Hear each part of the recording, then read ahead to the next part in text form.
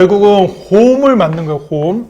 그래서 얘를 우리가 홈의 각도라고 얘기를 해주고 있고요. 요만큼부터 여기까지를 우리가 보강살이다라고 그럽니다. 기준은 3mm 이하.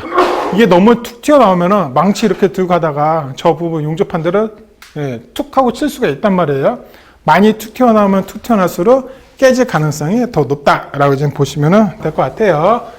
얘를 우리가 목 두께라고 그러고요. 여기서부터 여기까지는 어떤 홈을 만들진 않았죠. 그쵸?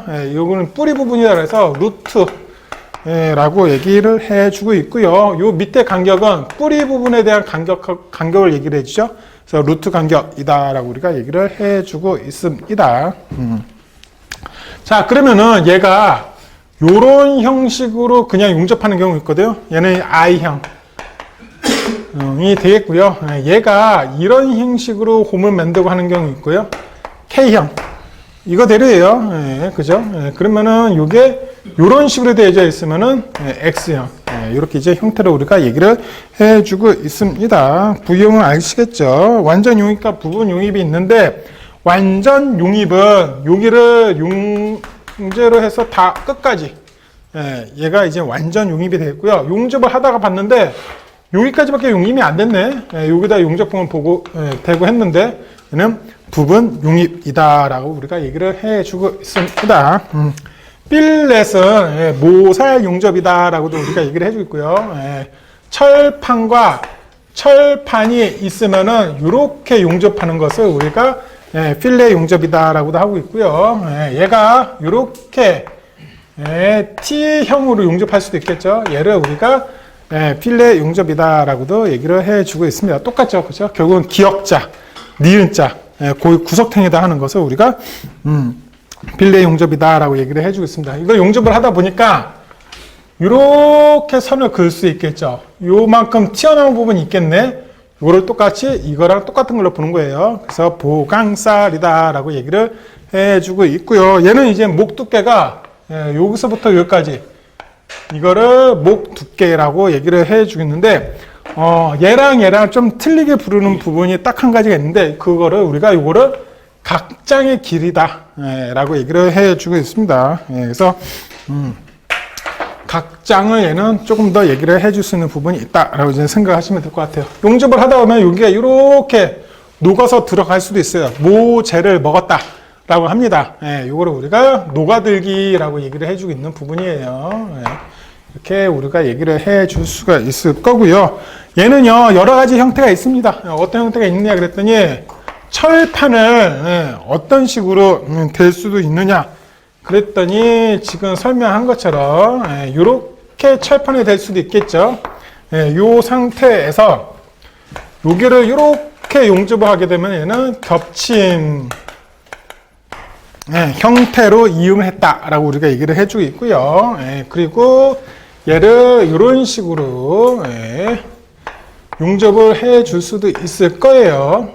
이렇게 이제 됐겠죠. 여기서 이렇게 용접을 하게 되면 얘는 T형 이음이다 라고 얘기를 해줄 수가 있을 거고요.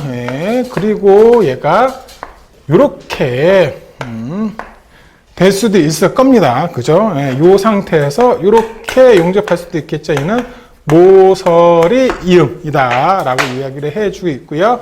얘가 이런 식으로 되어져 있는데 여기만 이렇게 용접을 할 수 있겠죠. 그쵸? 그래서 여기만 이렇게 끝에만 할 수 있어요. 얘를 우리가 끝동 이음이다 라고 이야기를 해주고 있습니다. 그래서 형태에 따라서는 이렇게 이제 얘기를 해줄 수가 있고요. 용접 형식에 의해서 얘기를 해줄 수 있는 부분이 있는데 이런 필렛 용접을 우리가 얘기를 해주고 있는 거예요. 그래서 여기를 여기 용접을 이제 할 건데 요걸 이제 이쪽에서 보는 평면도 형태로 보겠습니다. 그랬을 경우에 이렇게 이제 생겨 먹었겠죠, 그죠?